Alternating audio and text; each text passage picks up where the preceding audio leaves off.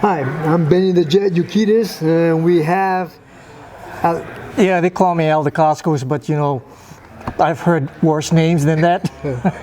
Between Sensei, Sipo, and all and everything Right, else, right. But it's for a long time, Al. It's we go back to the '60s now. Right, yeah. All right, and there's not too many of us that actually can talk about the '60s of the Bushido way of the art. Well, what do you feel about back in the '60s and the way it was back there? Not to compare, but the way it was back in the '60s. What do you think made martial arts so powerful, magical? I think that, we don't want to make comparison, but somehow you do have to, in a sense, because the generation that's coming up now they don't have the Bushido. They don't have that thing. Everything is so external, muscular this and so much that, and I think it's more of an ego thing.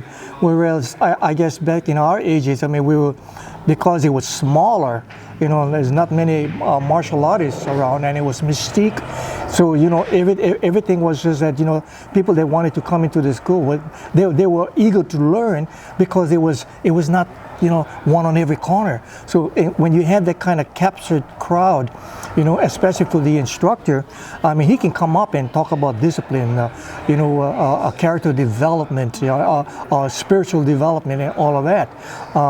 Nowadays, when I kind of look at it over here, when I talk to anybody on the martial arts, oh man, I want to kick this thing. How can I break the jaw? Like, what about this? Put them into Kimura and all that. And I'm saying, whoa, where'd that come from? It's like, wait a minute, you got to internalize, develop yourself inside first, because that's where it all starts. It's about spiritual, emotional, then the body. But people just start work backwards. They go from body, internal, and they don't even pass that stage. They just stay on the external. And therefore, you end up like, well, I like his tattoo, but I'm going to put more tattoo on me. And it's going to make me more rougher, make me look more uglier. So I figure the next thing I'm going to do, man, I'm going to cut my hair and grow a little bit of mustache. And all of a sudden, just because they cut their hair and look like Yul Brynner, they expect to be like The Rock. You know what I mean? Let's put it this way. In the '60s we had the Bushido way, and then the '70s came.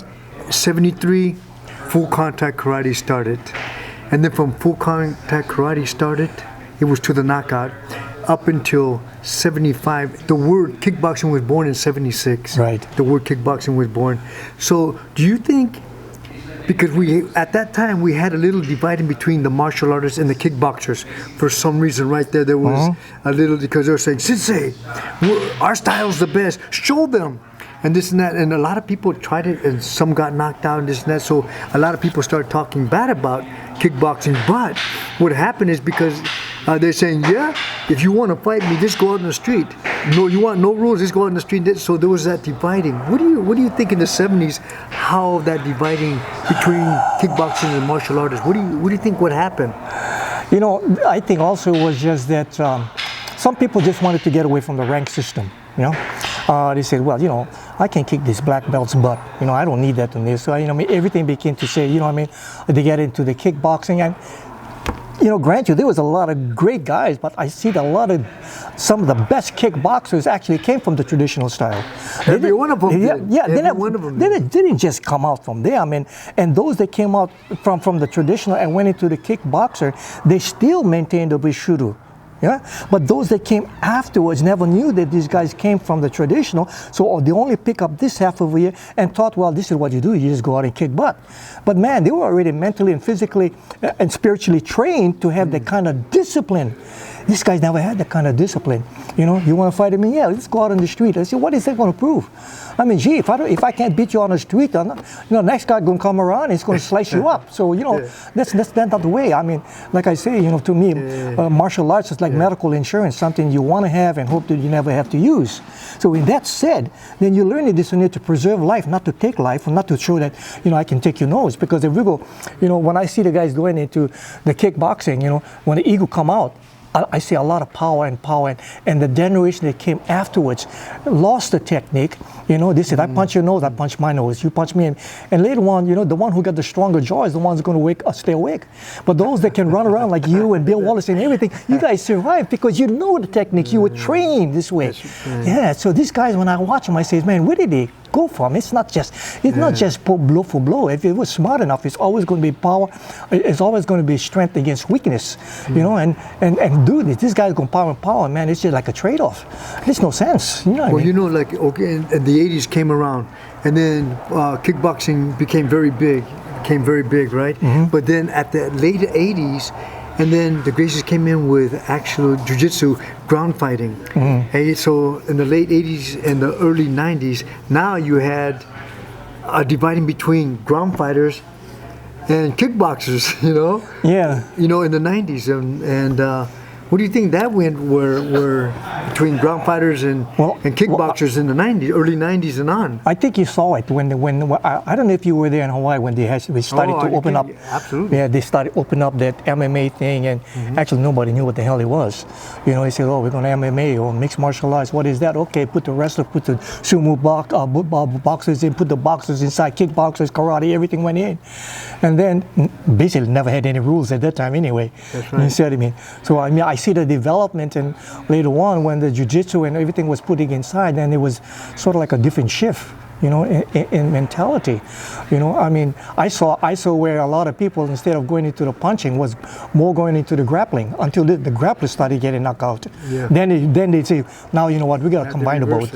You got to combine the both now. Yes. So if that was up to this point, okay, so we kind of gave some history from 60s, 70s, 80s, and 90s now to 2010. So if you were going to tell the viewers or people that were watching this, what would you tell them? Because the martial arts, we're both Bushido, we're both martial artists, and we always will be. But what would you give a message to the ones that of the people, or should I say the generation of today? What would you give them a message about? The martial arts? About what we do, what we love doing, what we do best. You know, I mean, when you talk about the martial arts, you could go into really many different areas, because martial arts means military art. But you know, when you say that you take like karate, you take jiu-jitsu, you take eskrima or things this way, you are actually a stylist and not a real martial arts in the sense, because it's segmented. You get into judo, what are you doing? Close-in fighting, right? What about the punching? What about the sticks? What about the weapons and everything? So if you're taking martial arts, then martial arts means incorporating up as many as you can, from the nose to as far as you can see. That means the grappling, the punching, the kicking, the edge and blunt weapons. You're talking about firearms, you're talking about herbs, you're talking about covert and cyberspace. That is, to me, is a martial arts, because that's military art.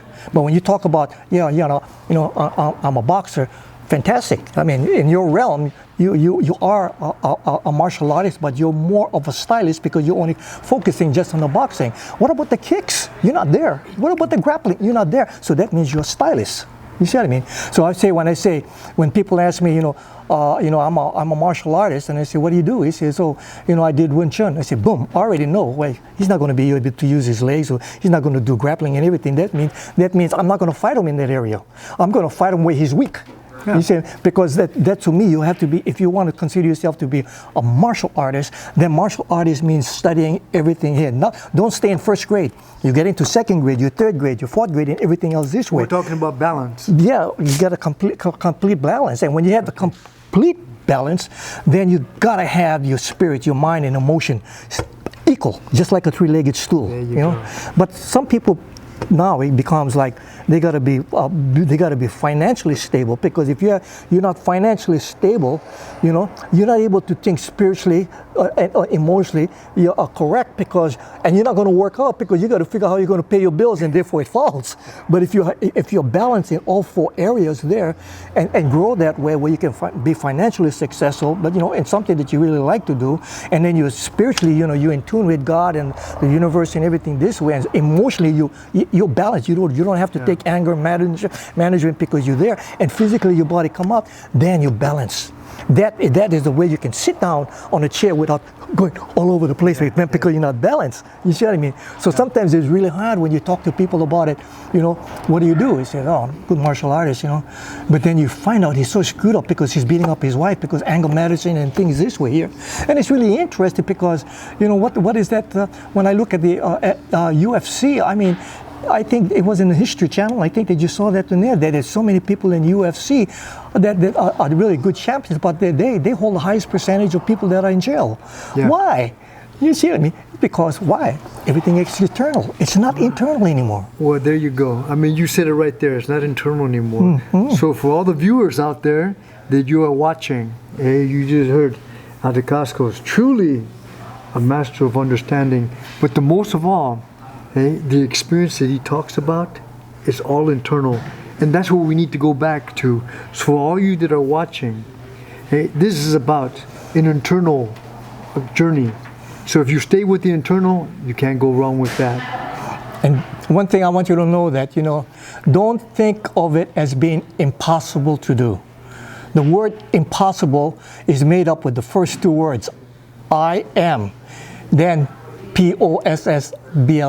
So that means impossible means I'm possible. There you go.